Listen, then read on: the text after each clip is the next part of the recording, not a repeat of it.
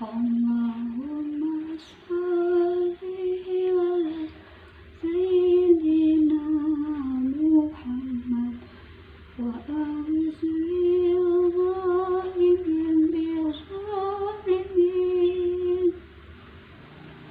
Allahumma sholli ala sayyidina Muhammad wa awzil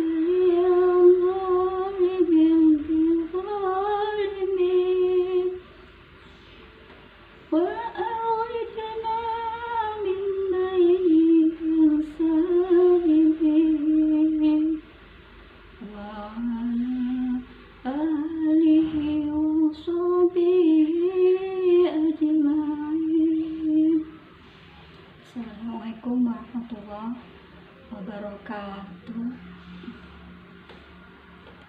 Bismillahirrahmanirrahim. Alhamdulillahirabbil alamin.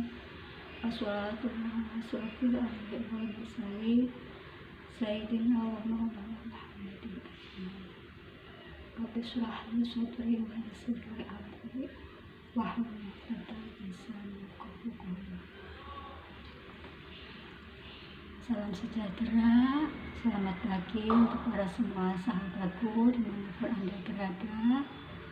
Apa kabarnya?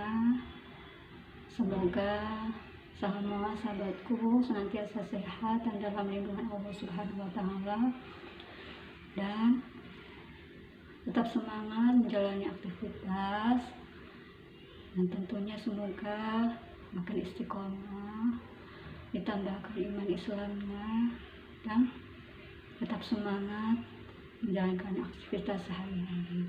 Dan semoga kita semua senantiasa dalam keridhaan Allah Subhanahu wa Ta'ala, insyaallah.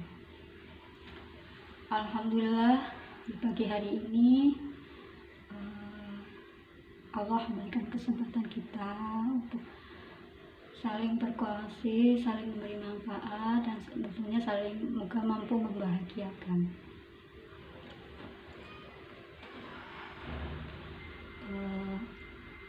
Untuk kali ini saya akan menepati janji saya akan membacakan pesan-pesan almarhum agar para sahabat semua tidak ada lagi prasangka ataupun ada rasa penasaran yang tentunya akan mungkin bisa saja berdampak negatif, sehingga saya akan perlihatkannya pada para sahabatku, dan alhamdulillah sudah selesai satu album sebagai kenangan. Ini saya buat seperti ini. Kenapa saya mau bersusah payah untuk mengangkat kisah beliau? Ya, karena yang pertama adalah amanah. Almarhum menitipkan pesan pada adiknya dan memperlihatkan foto saya, dan berkata pada adiknya bahwa sayalah yang akan menggantikan posisi beliau sebagai kakak adik almarhum. Dan tentunya ini awalnya juga mengundang pertanyaan bagi diri saya, karena saya ini seorang wanita, dan kenapa tidak diamanahkan ataupun tidak memberikan kepercayaan itu kepada seorang laki-laki. Ini yang membuat saya kadang-kadang dibilang ini satu kenyataan, tapi beliau tidak ada. Jadi ya, saya berusaha untuk belajar menerima apapun yang terjadi, semua adalah kehendak Allah Subhanahu wa Ta'ala. Saya yakin kalau yang diamanahkan itu saya, padahal saya awalnya tidak mengenal beliau, walaupun mungkin beliau sudah mengenal saya, karena ketika saya berusaha berdakwah di media Facebook, ya saya hanya fokus dengan ilmu. Artinya apa-apa yang semoga bermanfaat saya sampaikan. Dan mungkin benar ya, bahwa apapun kebenaran itu pasti akan terungkap. Dan kebetulan waktu itu saya pernah memohon pada Allah, ya Allah, berikan saya kepastian siapa sebenarnya lelaki yang pantas saya cintai, dunia akhirat. Sehingga saya menulis sebuah status bahwa jodoh saya adalah orang yang sabar, orang sabar yang ikhlas, dan dia tidak pernah sama sekali mengeluh ataupun mungkin sakit hati dengan apa-apa yang saya sampaikan, ataupun artinya menerima kebenaran. Karena bagi saya cinta itu adalah mengikuti, bukan berarti saya merasa baik, tapi artinya mengikuti dalam itu adalah apa yang sudah Allah perintahkan, walaupun bagaimanapun keadaannya, walaupun besarnya ujian, ya tetap istiqomah. Karena surah hamba yang mulia di sisi Allah adalah yang beriman dan bertakwa.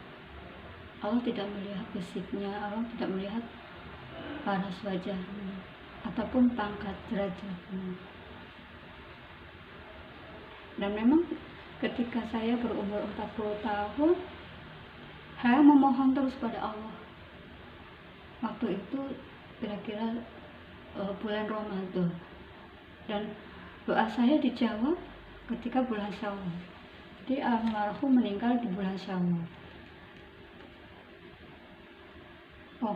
Bukan Syawal ya, maksudnya jadi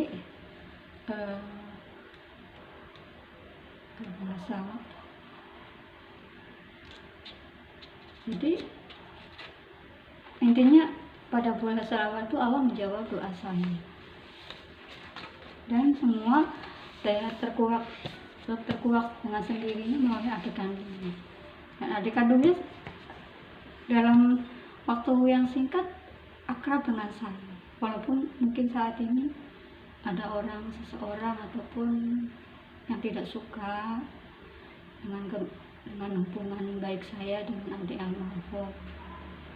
Karena kedua orang tua almarhum adalah orang non-muslim, dan tentu saja adik almarhum bagaimanapun dia harus mengikuti agama orang tua, karena beliau pernah menyampaikannya sendiri.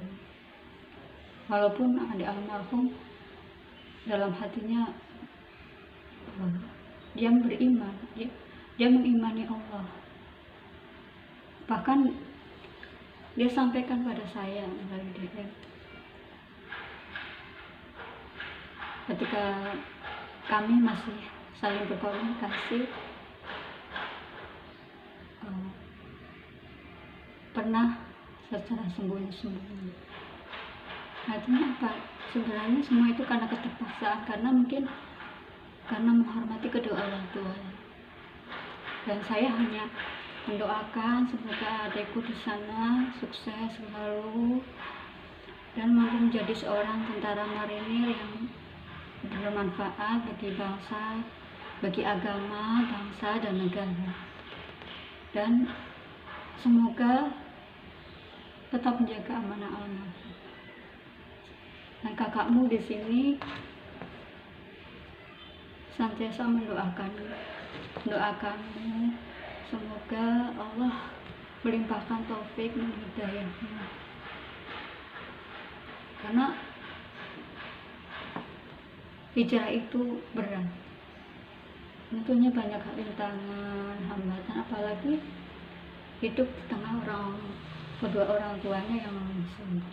Dan saya pun selalu berdoa semoga kedua orang tua almarhum diberikan hidayah oleh Allah Subhanahu wa Ta'ala. Saya yakin almarhum ketika beliau masih hidup sering menangis ya, melihat bagaimanapun dia sudah beriman, namun kedua orang tuanya belum beriman, sehingga beliau mencari-cari gitu orang siapa yang mampu mendoakannya ketika ia sudah tiada. Jadi almarhum mempercayakan ini pada saya, sehingga saya berusaha menjaga amanah beliau, dan insya Allah saya akan menjadi sahabat terbaik beliau selamanya. Ini saya akan membacakan agar supaya sahabatku semua tidak ada salah paham, dan semoga dengan diangkatnya kisah beliau kita semua mampu mengambil iktibarnya, mengambil pelajarannya, dan mampu menambah kedewasaan kita pada Allah, ketakwaan kita pada Allah Subhanahu wa Ta'ala. Mohon maaf ya, saya memakai kacamata karena mata saya sudah kalau melihat benda-benda kecil sudah kabur ya.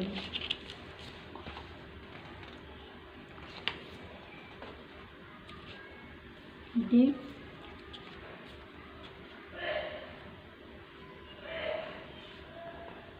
awalnya saya tidak tahu kalau kedua orang tuanya itu non muslim, adiknya yang bercerita sendiri. Ini adalah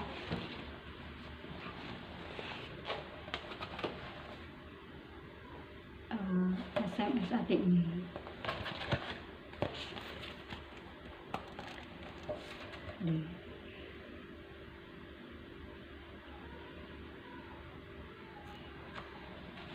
Jadi adik almarhum mengatakan pada saya, "Ya kak, kedua orang tua memang non muslim sejak lahir. Kalau saya sama almarhum sejak kecil muslim. Saya pindah non muslim sejak kelas 3 SMP. Kalau almarhum masih muslim sampai wafat." Terus ini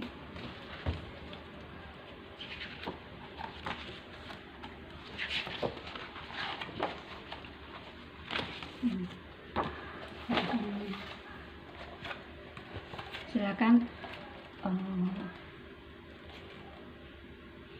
sahabat semua baca ya.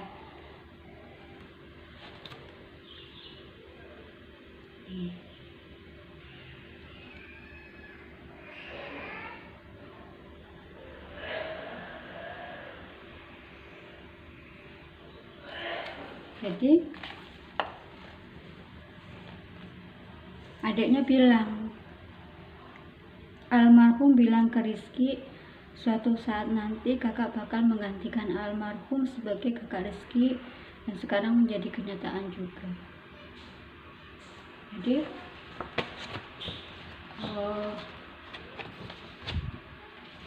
ini sesuatu yang tidak terduga ya, tanpa sepengetahuan saya.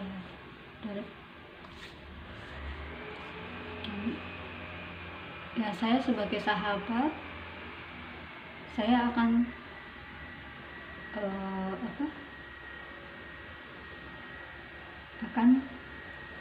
berusaha untuk menepati amanah tersebut, dan semoga arwah almarhum tenang, dan semoga apa yang saya kongsikan selama ini bermanfaat. Jadi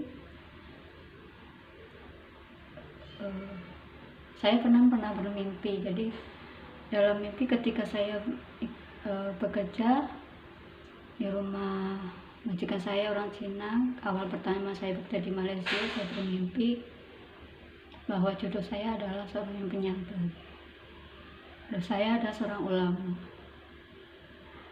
Akan tetapi dalam mimpi tersebut mengatakan sayalah yang harus menafkahinya. Saya pun heran kenapa saya harus menafkahinya. Saya bertanya-tanya terus, kenapa ya? Dan umurnya jauh lebih muda dari saya. Dan ternyata kenyataannya almarhum lumpuh.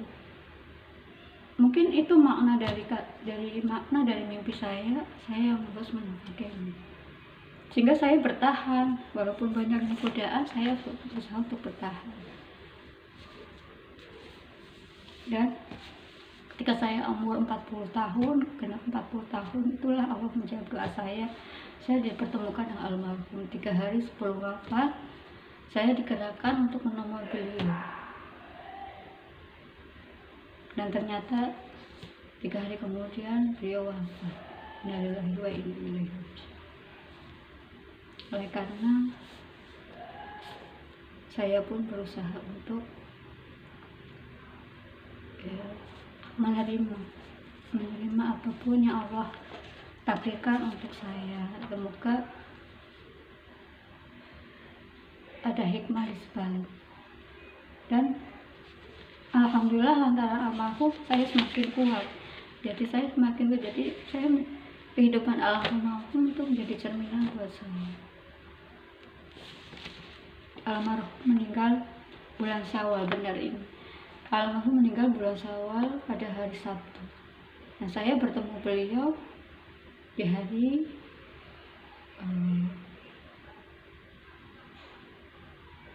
Kamis. Hari Kamis tanggal 21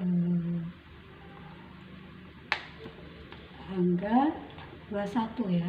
21, 22, 23. Jadi 23 Juli 2016 beliau wafat. Menurut adiknya, jadi dari hari Jumat maghribnya itu dia udah sesak nafas sampai subuh. Setelah menunaikan sholat subuh beliau wafat. Dan menurut info dari sahabat-sahabatnya, almarhum itu suka membangunkan sahabat-sahabatnya untuk sholat tahajud. Ya, mungkin beliau sendiri sudah mengalami masa lalu ya, ketika beliau mungkin pernah lalai dan beliau sudah merasakan nikmatnya orang yang istiqomah, sehingga beliau meluahkannya melalui dakwah. Di setiap dakwahnya selalu menasihati sahabat-sahabatnya untuk istiqomah. Insya Allah beliau wafat dalam keadaan husnul khotimah. Dan untuk keduanya saya ingin meluruskannya tentang video shoot. Nah, alhamdulillah semua lagu-lagunya sangat menunjang sekali.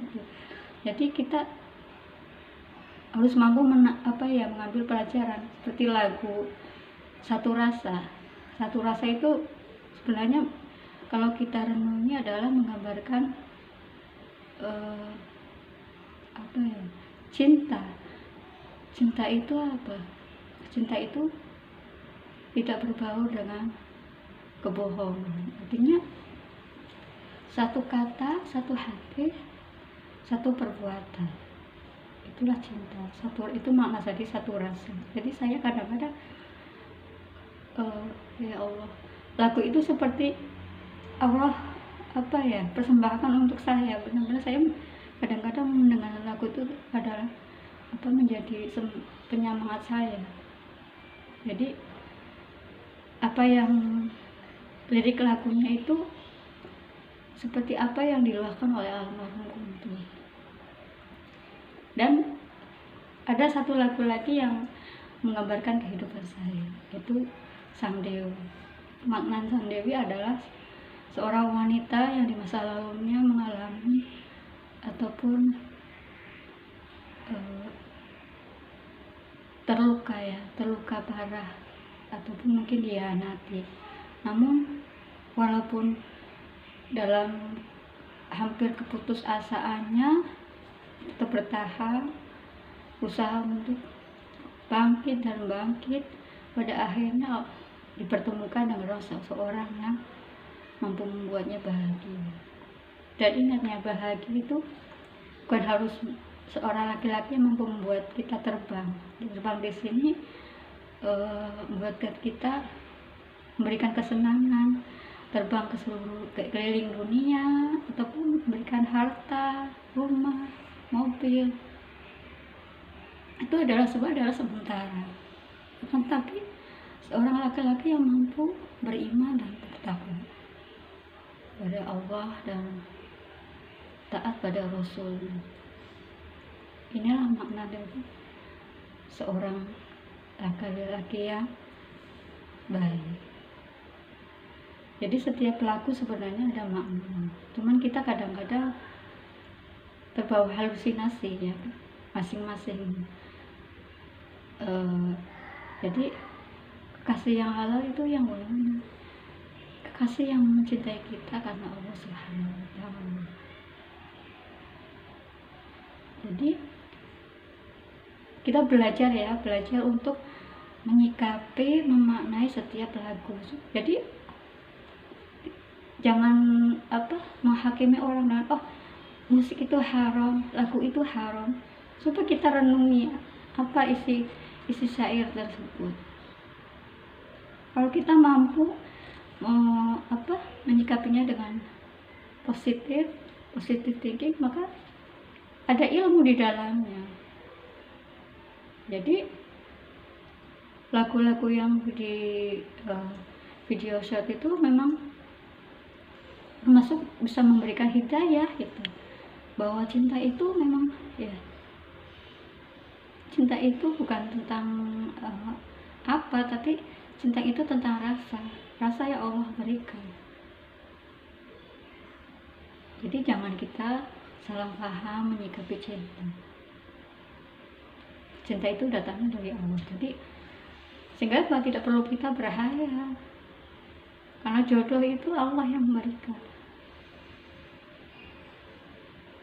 Kalaupun tidak di dunia, kalau memang cinta itu karena Allah, insya Allah kekal di akhirat.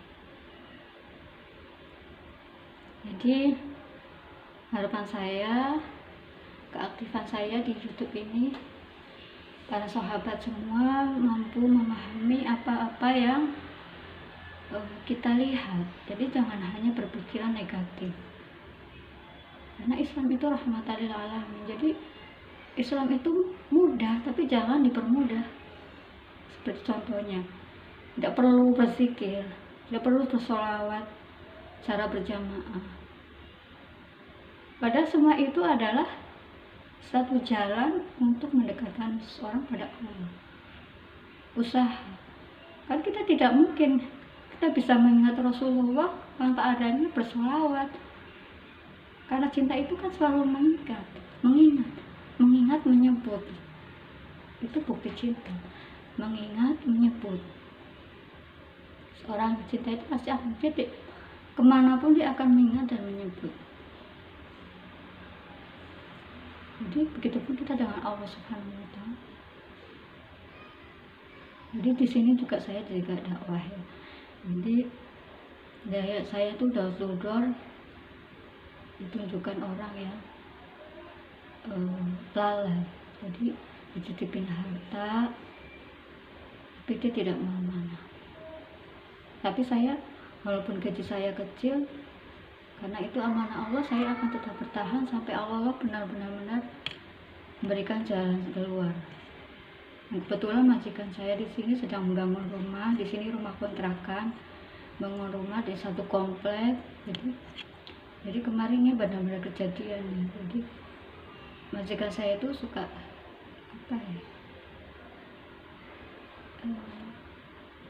saya tidak akan buka mata banyak ya.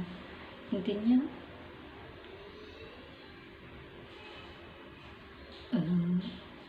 saya datang ke sini untuk meluruskan, karena memang ada sesuatu yang harus perlu diperbaiki. Karena saya sendiri sangat tidak suka dengan orang yang menumpuk harta tapi lalai untuk bersedekah, bahkan dengan pembantunya. Nah, alhamdulillah majikan saya di sini udah berubah sedikit demi sedikit, karena saya memang dengan orang-orang yang tersebut, orang-orang munafik, jadi saya dengan sendirinya tegas gitu. Saya bisa lebih berani dari mereka.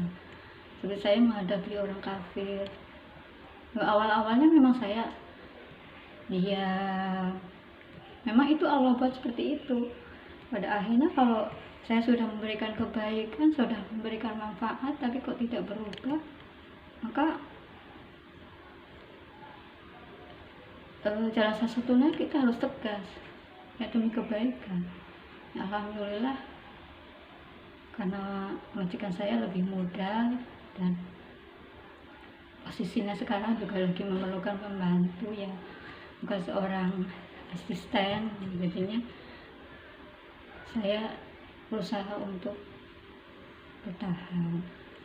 Jadi di sini juga saya tidak hanya mengerjakan pekerjaan sebagai seorang pengasuh anaknya, tapi juga saya juga harus berani beramar ma'ruf nahi munkar.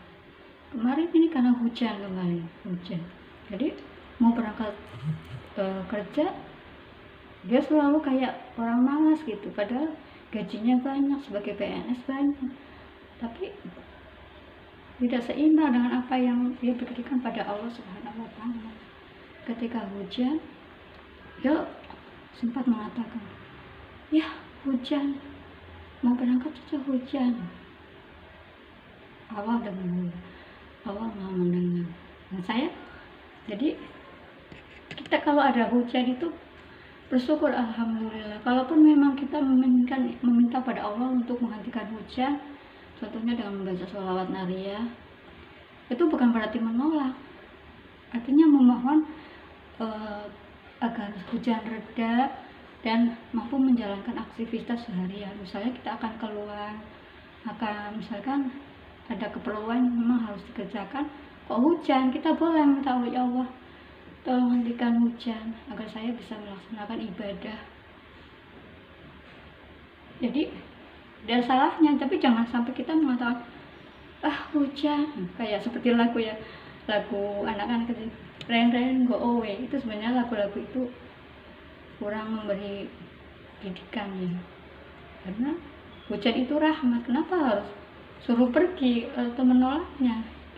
Kalau kita menginginkan sesuatu, ya kita mintalah sama Allah. Contohnya membaca sholawat nariyah, kalau saya sendiri gitu. Jadi dulu saya ketika bekerja di Malaysia, yang terakhir kemarin sampai 7 tahun ikut orang Melayu. Jadi saya kalau pagi saya menyapu keliling semua taman. Jadi kalau hujan saya susah, saya harus nanti masuk lagi, mandi lagi, keluar lagi, saya harus mandi lagi. Jadi akhirnya saya minta mohon sama Allah. Ketika saya menyapu, saya minta sama Allah untuk dihentikan hujannya. Ya alhamdulillah berhenti. Jadi kita bukan menolak, jadi kita boleh berikhtiar, ya Allah, aku minta tolong ya Allah, hentikan hujan agar aku bisa melaksanakan aktivitas saya. Alhamdulillah. Jadi kayak kemarin waktu saya sakit, ya, batuk, demam, saya tuh ingin ketemu sama anak saya yang di Cikarang. Jadi anak saya bekerja di sana di PT Elektron yang perempuan. Jadi saya ingin ketemu anak saya. Padahal saya lagi sakit kemarin. Alhamdulillah sekarang udah sembuh, masuk sembuh. Ketika pulang, saya naik Grab. Di atas langit itu awan begitu tebal, hitam. Saya kan takutnya saya lagi demam, terus saya takutnya nanti sebelum sampai di rumah majikan saya hujan lebat gitu. Saya minta sama Allah dengan baca sholawat nariyah, minta sama Allah, ya Allah, curahkanlah hujan ketika saya sudah sampai di rumah majikan saya, agar saya tidak kehujanan. Ya Allah, semoga Allah meridhoi. Jadi bukan berarti kita menolak hujan, kita boleh meminta ataupun berikhtiar, tapi dengan asalkan niat yang baik. Alhamdulillah, walaupun awannya begitu tebal, saya turun. Setelah sampai di rumah majikan, saya turun, masuk, langsung 5 menit kemudian hujan deras sekali. Jadi itulah fadilah sholawat nariyah. Jadi bukan hanya menghentikan hujan, kita boleh meminta apapun. Contohnya Ketika kita menghadapi kesulitan, apapun kesulitan, cobalah baca sholawat Nabi. Artinya semoga lantaran membaca sholawat tersebut Allah berikan kemudahan. Jadi ini kemudahan itu bukan sekedar hanya uang, tapi juga kemudahan, keberkahan, rezeki itu juga termasuk sahabat yang soleh. Karena dengan didatangkannya sahabat yang soleh, hati kita menjadi kuat, sehingga semua rasa mudah kan. Kalau hati kuat kita selalu mudah, tapi kalau hati kita lemah, walaupun itu suatu hal yang mudah akan terasa susah. Jadi sekali lagi, rezeki itu bukan hanya uang, jadi jangan terlalu terfokus pada uang. Dan kesuksesan itu pun bukan hanya sekedar popularitas, karena itu semua adalah izin Allah. Jadi kita tidak perlu berbangga, sombong, dan ketika kita tidak diberikan semuanya itu, kita pun tidak boleh berkecil hati. Kita syukuri apa yang Allah sudah berikan. Insya Allah kita tetap bahagia, dan Allah tambahkan nikmatnya untuk anak-anak kita, untuk orang tua kita, keluarga kita. Jadi kita belajar memahami. Jadi sebenarnya dalam bertarekat itu, yaitu yang pertama harus mengamalkan syariat, tarekat, hakikat. Jadi seorang yang mengamalkan syariat dengan baik, insya Allah akan menemukan hakikat. Dalam bertarekat kita harus pandai-pandai memilih guru. Adapun seorang mursyid itu kan menunjuk jalan Allah, jalan yang benar, sehingga kita makin kedepannya makin baik, sehingga insya Allah tidak tersalah langkah. Jadi ilmu Allah itu sangat luas. Saya harapkan setiap perkongsian dan pertemuan kita ada berkah di dalamnya, dan ada ilmu yang mungkin kita ambil, dan kita berusaha untuk mengamalkannya. Apa-apa yang siapapun yang menyampaikannya, berusaha untuk mengamalkannya. Insya Allah ada keberkahan. Jadi semakin kedepannya makin baik, Allah tambahkan ilmu, asal kita tidak mau. Sebenarnya hidayah itu setiap hari itu ada hidayah, termasuk melalui satu lagu. Jadi karena semua lagu itu tercipta atas izin Allah. Tergantung kita bagaimana menyikapinya, memahaminya dengan akalan yang sehat. Jadi tidak semuanya itu haram. Bergantung kita memanfaatnya bagaimana. Jadi saya juga berpesan kepada semua wanita yang bersadar, wanita muslimah, pandai-pandailah dalam memilih guru ataupun teman dalam lingkungan kalian. Jangan sampai tersalah langkah hanya karena salah memilih guru. Jadi sadar itu jangan untuk dibangga-banggakan. Tetapi sadar itu sebisanya bisa memberikan manfaat.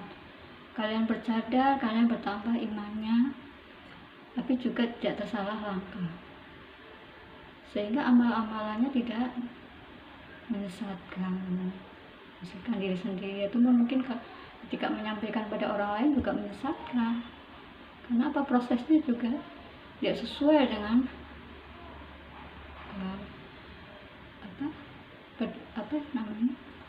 dengan apa yang diajarkan oleh Rasulullah SAW.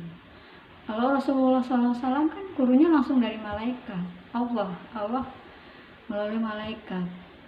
Nah, kita tidak boleh seperti Nabi Muhammad, kita harus mempunyai guru atau perantara. Jadi dan pewaris Nabi itu ya para ulama, para wali Allah, yang tentunya membawa pada kebaikan.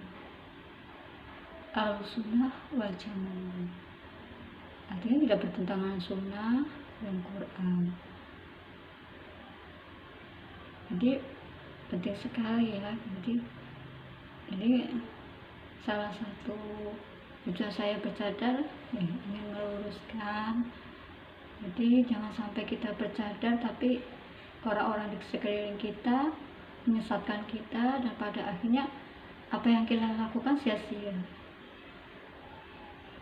Jadi mintalah kepada Allah petunjuk, baca surat Al-Fatihah ketika kita ayat ihdinas siratal mustaqim, maka mintalah petunjuk, ataupun berdoa Allahumma inni as'alukal huda wa tuqa wal hidayah. Jadi minta petunjuk pada Allah agar dijauhi dari kehinaan, senantiasa dalam hidayah Allah Subhanahu wa Ta'ala.